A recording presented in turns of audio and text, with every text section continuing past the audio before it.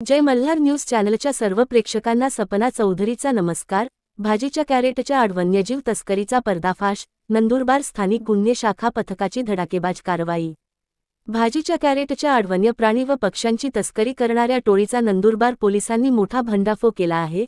पुष्पा चित्रपटातील स्टाईलची आठवण करून देणाऱ्या या कारवाईत स्थानिक गुन्हे शाखा, वनविभाग आणि विसरवाडी पोलिसांनी संयुक्तरित्या कारवाई करत चक्क महाराष्ट्रातून गुजरातकडे होणारी कोल्हे आणि पक्ष्यांची तस्करी समोर आणली आहे।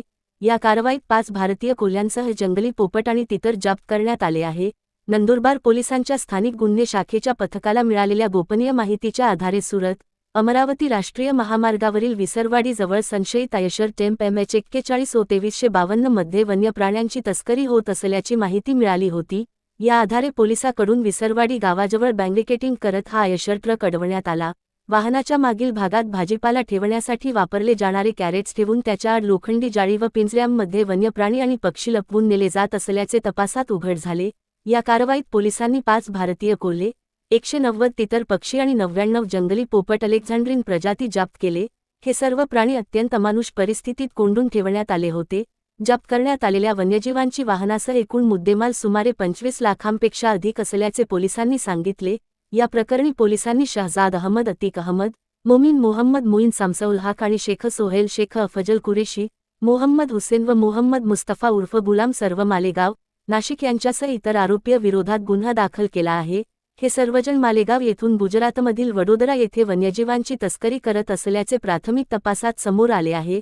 वनविभागाचे अधिकारी, पशुवैद्यकीय अधिकारी आणि पोलिसांनी संयुक्त पंचनामा करून जप्त केलेल्या प्राणी पक्ष्यांना सुरक्षित ताब्यात घेतले असून त्यांची वैद्यकीय तपासणी करण्यात आली आहे। दरम्यान कोल्हे आणि दुर्मिळ पक्ष्यांची तस्करी नेमकी कोणासाठी आणि कशासाठी केली जात होती याचा तपास सुरू असून या प्रकरणामागे मोठे रॅकेट असण्याची शक्यता वर्तवली जात आहे।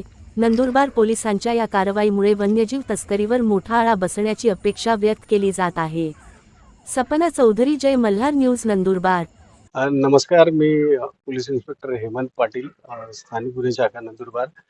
आज एका गुप्त बातमीदारामार्फत मिळालेल्या माहितीनुसार आम्हाला संध्याकाळी 8 वाजेच्या सुमारास मालेगाव ते गुजरातच्या दरम्यान काही वन्य प्राण्यांची चोरटी वाहतूक होणार आहे अशी माहिती मिळाली होती। त्यानुसार आमच्या टीमने विसरवाडी पोलिसांच्या हद्दीत ट्रॅप लावून यावेळी आम्ही हे काही प्रतिबंधित जे वन्य प्राणी आहेत ते या ठिकाणी आम्ही हस्तगत केलेले आहेत। काय काय नेमकं पकडण्यात आलेलं आहे? यात मुख्यत्वे करून 5 इंडियन फॉक्स आहेत, 199 तितर आहेत आणि 90 पॅरेट्स आहेत। साधारणतः किती लोक घेऊन जात होते, किती लोकांवर गुन्हा दाखल? यात मागे जे वाहन आहे आयशर वाहनासह 3 इसमांना आम्ही ताब्यात घेतले। सर, नेमकं कशासाठी घेतले जाते? प्राथमिक अंदाज काय? नाही, ही जे प्रतिबंधित वन्य प्राणी आहे, यांची तस्करीसाठी ही चोरटी वाहतूक झालेली प्रथम दर्शनी इतकंच निष्पन्न झालं।